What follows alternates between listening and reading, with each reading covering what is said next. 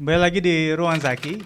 Kali ini kita akan diskusi sama tamu spesial, Hendra, langsung dari Sumedang. Hendra, apa kabar? Alhamdulillah. Ini kita gak ketemu hampir 5 tahunan lebih ya. 5 tahun. Pandemi itu yang memisahkan Pandemi itu yang kita. memisahkan kita. Dan hari ini memang momen yang spesial juga buat saya karena memang saya tuh ketika ke Jakarta ada niatan juga ketemu Kang Zaki nih. Yang di mata saya sih meskipun umurnya di bawah saya tapi secara value Kang Zaki itu melebihi saya. Wah, bisa.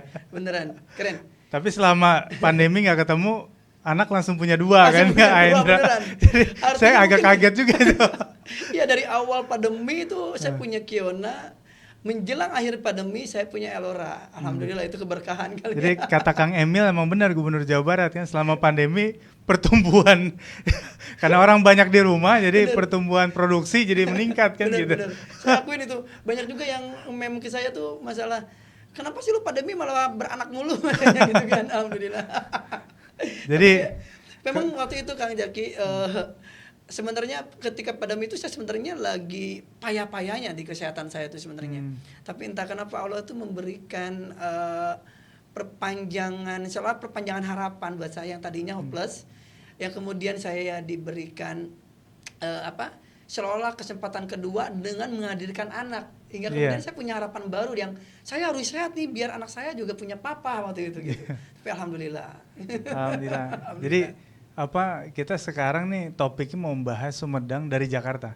Apa Betul. kabar Sumedang? Apa kabar Sumedang? Oke, Karena perspektif saya ya. iya, karena Hendra ini memang legendnya lah di Sumedang. Channel. Dari HIPMI, dari berbagai organisasi, termasuk juga bisnisnya yang terus berkembang, kuliner ya, printing, foto, klinik kecantikan ya, dan macam-macam Hendra.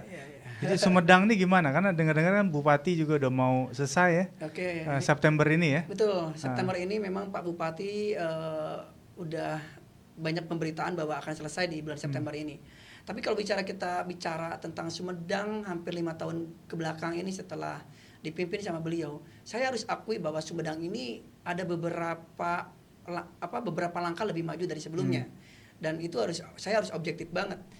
Yang dulu Sumedang itu sama sekali kurang terdengar mungkin di kancah nasional. Hari ini Kang Zaki, Sumedang menjadi salah satu primadona orang untuk kunjungan ke Sumedang. Dan itu harus diakui sebagai prestasi.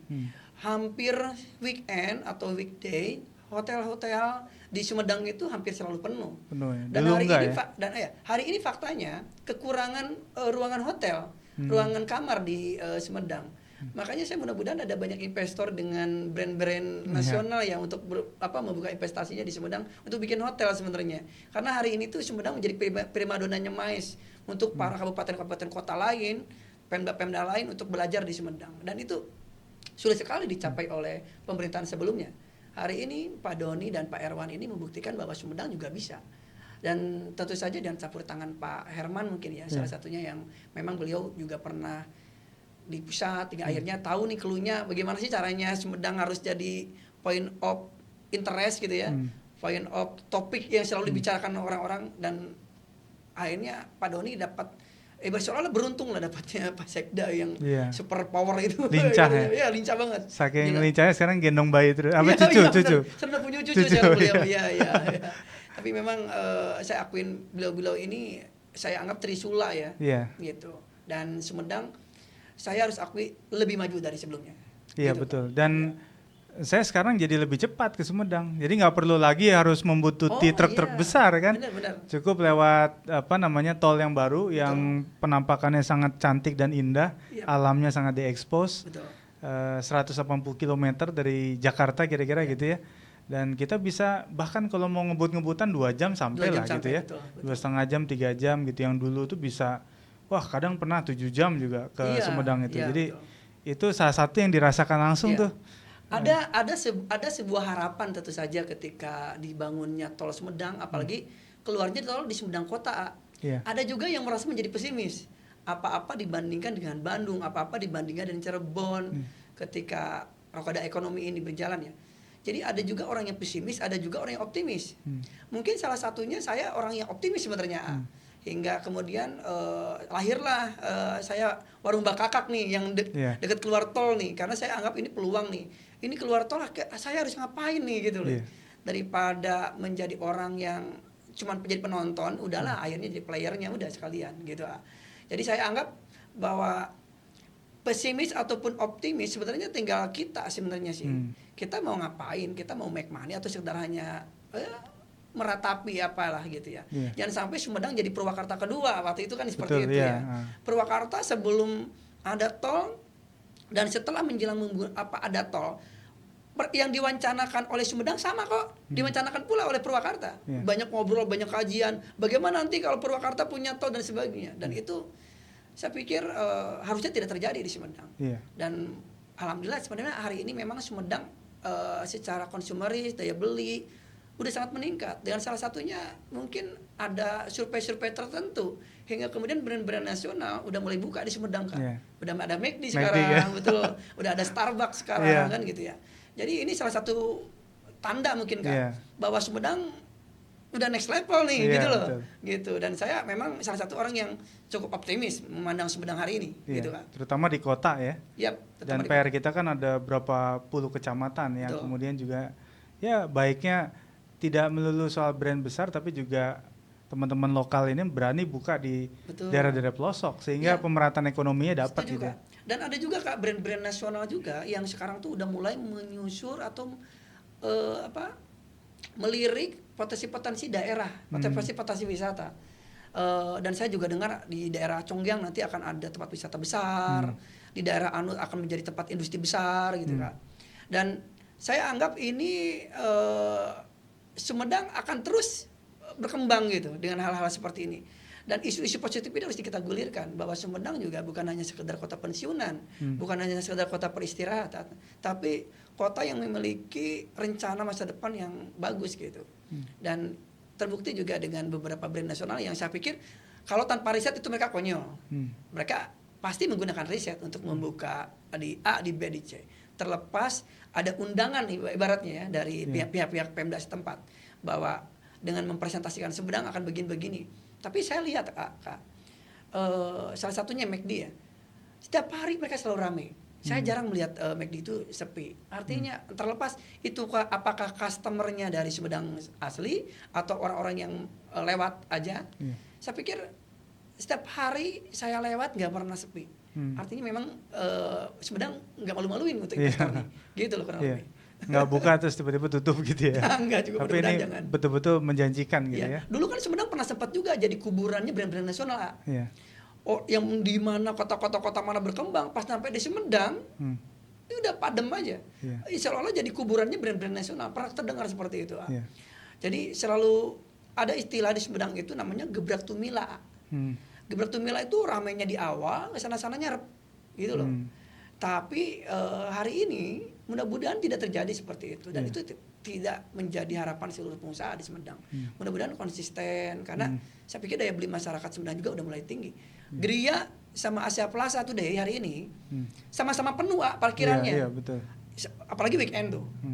Ketika saya ke Gria, wah ini penuh banget. Pas Asia Plaza ternyata lebih penuh lagi. Oh artinya sekarang itu sampai tanjakan Asia Plaza jadi parkiran juga. Sekarang udah berubah. Udah lebih gede lagi sekarang. Udah lebih gede lagi. Dan artinya mereka berinvestasi lebih, ya artinya kan ada market di sana, gitu ya. Artinya tidak mungkin mereka mengembangkan investasinya kalau tanpa hitung-hitungan, kan gitu ya.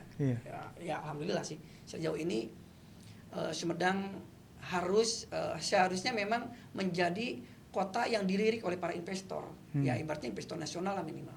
Gitu. Penghargaan juga banyak di zaman banyak banget pemerintahan sekarang gitu ya. Jadi artinya kita optimis nih untuk kemudian mengejar ketertinggalan yang sudah sekian lama. Kalau dulu cuma ngandelin Jatinangor, tapi sekarang sudah mulai ada pemerataan gitu ya.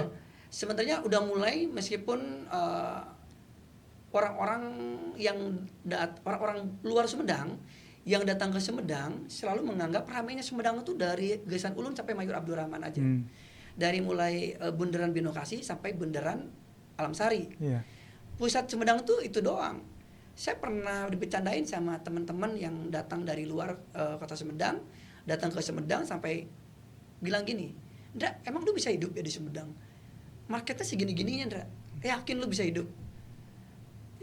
saya hanya menjawab seperti ini ya. Setiap orang itu sebenarnya kan punya porsi rezekinya ya sebenarnya. Kalau misalnya kita bicara ke langit nih, masalah ilmu langit nih. Dan saya merasa dulu, meskipun saya juga pernah bisnis di kota lain, tapi saya merasa Sumedang itu sebagai arah pulang. Saya anggap Sumedang itu memang kolamnya tidak terlalu besar, ikannya tidak terlalu banyak, tapi pemancingnya tidak terlalu banyak juga, dan pemancingnya saling kenal, dan umpannya gitu-gitu aja. Makanya saya pikir, saya juga salah satu orang skeptis yang saya tidak terlalu berani untuk investasi besar-besaran di Sumedang sebenarnya. Dulu berpikiran seperti itu, tapi hari ini memang saya sedang menyiapkan modal bisnis baru nih ya, dengan saya jujur aja modal agak lumayan nih, modok saku yang dalam nih, dan mudah-mudahan ini ada rezekinya buat saya dan keluarga saya gitu, dan buat karyawan-karyawan saya juga, jadi bisa merekrut SDM lebih banyak. Dan saya mudah-mudahan tahun depan saya udah mulai buka gitu, ada space yang di sana. Dream saya udah lama nih, kurang lebih sekitar 5 lantai, mudah-mudahan ini lagi proses pembangunan, dan ini harapan saya dan keluarga mudah-mudahan segera terwujud. Luar biasa ternyata cari duit itu susah. Jadi kalau perjalanan Ahendra ini kan tidak hanya mengurus tentang dirinya sendiri kan, tapi juga banyak orang, sehingga ya itulah yang luar biasa. Jadi kadang kita hidup itu kalau cuma ingin menyenangkan keluarga kecil, kayaknya nampaknya itu nggak cukup ya. Fungsi kita kayak terbatas gitu. Padahal kebermanfaatan yang makin luas itu makin bisa dirasakan. Betul lah. Inilah sebenarnya salah satu spirit saya untuk bagaimana kenapa saya harus membangun perusahaan yang long term, yang lama, yang kuat ya. Karena di dalamnya itu saya pikir perusahaan itu saya anggap sebagai majelis doa. Kenapa sebagai majelis doa? Karena di dalamnya ada orang-orang yang punya harapan, punya doa. Dan saya hanya sebagai perantara atau media sebenarnya. Kami itu perusahaan itu sebagai media. Saya sebagai ownernya hanya sebagai perantara sebenarnya gitu. Dan mudah-mudahan kalau misalkan perusahaannya stabil, kuat, ya artinya ada jalan rezeki buat teman-teman di sana. Makanya setiap kali saya berdoa, saya selalu menyertakan atas nama karyawan saya gitu untuk saya sebut namanya. Karena bagaimanapun saya juga orang yang gak bisa apa-apa, dibantu orang yang bisa apa-apa, alias karyawan saya, yang menjadi perantara rezeki juga buat saya sebenarnya. Kita sebenarnya simbiosis ya, spiritualisme yang dimana saling butuh sebenarnya. Saya juga nggak merasa orang yang super power yang saya bisa sendiri kok, enggak. Saya juga nggak pernah menganggap seperti itu. Maka saya selalu bikin konten bahwa saya orang yang nggak bisa apa-apa tanpa karyawan saya sebenarnya.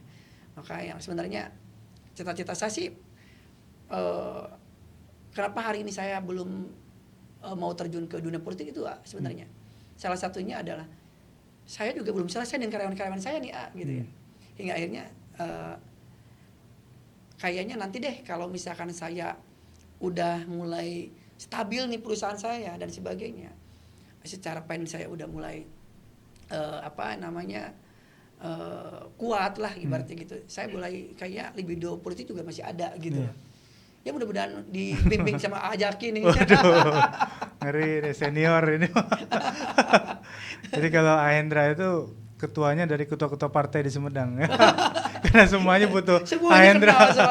Semuanya kenal. Apalagi pemilu 2024 ya kan. Iya, makanya alhamdulillah. Jadi kalau saya menghinggap ke salah satu warna, salah satu partai, artinya saya hanya akan melayani satu itu aja. Saya anggapannya gitu ya, meskipun itu sebenarnya nggak juga harusnya. Karena saya harus dekat dengan semua partai karena mereka tuh calon customer saya gitu kan. Calon customer dan customer loyal saya itu ya orang-orang partai, orang-orang politik gitu, yang dimana itu salah satu customer terbesar kami. Dan saya harus memaintenance dengan apa? Salah satunya silaturahmi. Dan saya selalu mengagendakan ketemu-ketemu dan para ketua partai, orang politik dan sebagainya. Salah satunya itu sebenarnya soft marketing ya sebenarnya. Bagaimanapun kami harus menjalin komunikasi terus, menotifikasi bahwa kami ada loh, kami ada, kami siap melayani, kami siap apapun gitu ya yang berhubungan dengan pelayanan. Ayo, ada Hendra di sini yang tukang spanduk gitu, kayak gitulah. Kalender, spanduk, stiker ya kan. Ya, kurang kayak gitu. Macam-macam lah itu ya. Hendra, apa pesan buat teman-teman anak muda yang harusnya nanti melanjutkan estafet Pak Doni, Pak Herwan, Pak Herman, dan semua tokoh-tokoh senior yang berjasa buat Sumedang? Disclaimer juga mungkin, salah satunya mungkin disclaimer bahwa saya tuh sekarang udah nggak berorganisasi ya, sama sekali. Terakhir saya di ACCN, terakhir saya Sumedang Creative Hub, di Pramuka dan sebagai hari ini saya sebagai orang yang sama sekali bebas. Kalaupun ada organisasi hobi doang tuh, organisasi klub mobil apa, cuman gitu doang. Yang ibaratnya ADRT-nya sederhana sekali gitu ya. Nah, kalau bicara apa sih sekarang yang harus dilakukan oleh anak muda, apa sih pesan-pesan saya untuk anak muda? Sebenarnya balik lagi ke orang-orang yang anak muda itu harus punya mental yang bagus gitu ya, dan punya ability yang memang harus siap dengan segala tantangan zaman hari ini. Sekarang kan udah 5.0 nih udah menjelang 5.0 yang dimana sekarang tuh ability di atas segalanya. Kalau kita nggak punya skill, lalu kemudian kita hanya mengandalkan ijazah, angka-angka di atas ijazah, dengan segala hormat hari ini bisa jadi tidak bisa bertahan. Banyak sekali lulusan-lulusan SMA justru malah bersaing dengan lulusan S1, bahkan S2, dengan untuk posisi itu memperebutkan posisi yang sama. Dan ini di mata saya cukup mengerikan. Ketika saya butuh, misalkan salah satunya waktu itu pernah saya bikin loker dicari supervisor. Yang lamar mulai dari lulusan SMA, S1 sampai S2 juga ada. Artinya memperebutkan posisi yang sama memperebutkan posisi yang sama. Lalu kurasinya apa dari kita? Kurasinya adalah buat apa gitu? Apa skill yang kalian punya yang bisa dimanfaatkan oleh perusahaan? Kadang mereka tuh gak bisa jawab, Pak. Kadang orang-orang yang saya wawancara itu kadang tidak bisa menjawab ketika bicara tentang skill. Karena mereka juga ngerti apa skill itu apa sebenarnya secara substansinya itu apa sebenarnya skill itu. Jadi rata-rata mereka tuh skill itu ngomong gini. Skill itu saya bisa percaya diri, skill saya bisa ngomong gitu-gitu. Padahal kan sebenarnya tidak sederhana itu, soal skill itu. Skill itu kan ibaratnya keilmuan ya. Untuk di mata saya skill itu keilmuan untuk survive sebenarnya. Dan kalau misalnya orang yang yang punya skill, ya artinya saya pikir kalau misalnya bicara orang yang punya skill hidupnya hanya bertahan 50 tahun, kalau orang yang punya skill itu bisa bertahan hidup sampai 100 tahun gitu, Pak. Gitu. Maka kenapa saya tuh sangat konsen banget ke pengembangan SDM di Sumedang, sampai saya bikin sekolahan gratis ya, bikin program-program kursus-kursus gratis dan sebagainya. Karena jujur aja, saya tuh betapa sulit mencari SDM yang levelnya itu direksi di Sumedang. Kalaupun ada, mereka tuh cenderung lebih condong masuk ke perusahaan-perusahaan yang seolah-olah udah bonafit tuh. Ke nasional kah, bank apa, pokoknya brand-brand nasional. Padahal perusahaan-perusahaan yang sedang berkembang seperti kami tidak kalah memberikan salary gitu loh. Kami bisa ngasih challenge juga. Berapa sih yang lu kasih, yang lu terima gitu dari perusahaan A? Kita juga nggak kalah kok sebenarnya gitu. Kita juga lu bisa hidup di dalam perusahaan saya. Makanya saya bikin sekolah ini untuk menghasilkan orang, dan saya siap berani bayar mahal untuk orang ini gitu loh. Asal orang ini punya high ability, saya pikir gitu. Dan ini PR bagi Pemda Sumedang juga terkait kurikulum-kurikulum yang ada di BLK, di pelatihan-pelatihan yang menjadi jangan sampai pun dengan segala hormat ngasal gitu. Jangan asal tugas usai, tapi benar-benar menciptakan orang nih yang benar-benar siap kerja, siap bertahan, siap mentalnya, siap keren, siap skillnya dan sebagainya. Dan ini PR besar gitu. Dan makanya kenapa saya seolah-olah bikin tandingan nih, bikin tandingan BLK, bikin tandingan lembaga pelatihan dan sebagainya. Karena memang saya lagi bersaing untuk cari orang, terlepas saya bekerja sama dan semua instansi itu. Untuk mencari orang, para leader-leadernya dari pelatihan itu saya undang untuk menjadi speaker juga. Untuk apa? Dapetin orang yang saya pengen seperti apa, gitu Pak. Maka kurasi di awal kepesertaan dari pelatihan kami itu cukup tinggi ya, cukup tricky gitu untuk wawancara juga sampai 3 kali. Untuk dapetin, oh ya kamu lolos di manajemen drive, kamu lolos gitu. Karena memang sesulit itu untuk dapetin orang. Terlepas kalau kita buka loker, yang ngelamar tuh bukan puluhan, ratusan. Tapi kita dapetin orangnya itu yang sesuai keinginan kita, yang aduh susah banget. Banyak orang tipikal eksekutor, tapi cari orang yang konseptor ini yang agak sulit. Iya. Saya harus akuin itu. Gitu. Ya, jadi artinya memang kalau kita perhatikan itu, ini krisis yang dihadapi oleh banyak negara. Betul. Kesulitan mencari orang yang memiliki kemampuan, ability tadi kan, terutama di Sumedang, apalagi mereka punya orientasi pasti ke kota-kota besar. Betul. Bukan hanya perusahaan-perusahaan besar. Sama ketika misalnya pertanyaannya, kamu mau ngurus sawah apa mau kerja di pabrik, kan itu satu diskusi yang sangat klasik ya. Mereka pilih di pabrik walaupun gajinya mesti lebih kecil. Karena alasan di sana ada seragam ya, dibandingkan di sawah. Padahal sawah bisa menjadi petani yang kaya. Nah, itu pernah saya bahas. Nah, orientasi itu yang kemudian seringkali menghinggapi kita anak-anak muda, mungkin termasuk saya juga. Dan itu yang membuat akhirnya kalau kita hanya sekedar membanggakan bonus demografi di kemudian hari, tapi tidak mempersiapkan mutu dari manusianya, anak-anak mudanya, maka itu nonsen. Tidak ada satu produktivitas yang dilahirkan bangsa ini oleh Sumedang, karena dia hanya menghasilkan orang-orang yang kemudian tidak bisa diandalkan. Ya, ini repot ketika negara-negara lain pernah mengalami bonus demografinya, tapi lahirlah generasi yang sangat high qualified, melahirkan satu industri teknologi tinggi, jualan ke banyak negara, dapat profitnya, maka dia disebut sebagai negara maju. Tapi ketika kita tidak mempersiapkan SDM-nya gitu, hanya sekedar membangga-banggakan angka secara matematis, jumlah anak muda sekian persen dan seterusnya, buat saya itu satu hal yang tidak bisa dibanggakan gitu. Betul. Nah, itu yang kemudian kita harapkan ya, Ahendra ke depan Sumedang dan semuanya itu bisa menghasilkan itu semua. Ada message terakhir, pesan buat kita semua, Ahendra? Ya, terlepas apa yang saya alami today hari ini ya, ketika kita ingin bertahan hidup dalam sebuah lingkungan yang bagus, maka kita juga sekarang harus mulai memilah nih, circle mana yang harus kita hinggapi ya.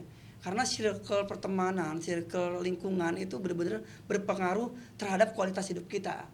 Saya salah satu orang yang concern banget terkait bagaimana orang itu terbangun kualitasnya karena circle-nya gitu. Mudah-mudahan saya juga bisa membuat buku tentang itu, bisa mengikuti jejak Azaki, yang dimana saya tuh salah satu orang yang kalau bisa dikatakan korban circle pertemanan yang begitu-begitu aja gitu ya. Dan hari ini saya memang sedang konsen gimana sih cara ngerubah teman-teman untuk mengarahkan ke circle yang positif, karena itu berpengaruh banget dengan kualitas hidup kita. Circle pertemanan. Betul. Ya. Terima kasih banyak Ahendra sudah datang ke Jakarta, sama-sama. sehat-sehat, salam buat keluarga, makin sukses bisnisnya, Sumedangnya juga makin maju. Siap, sampai ketemu lagi di Ruangan Zaki berikutnya.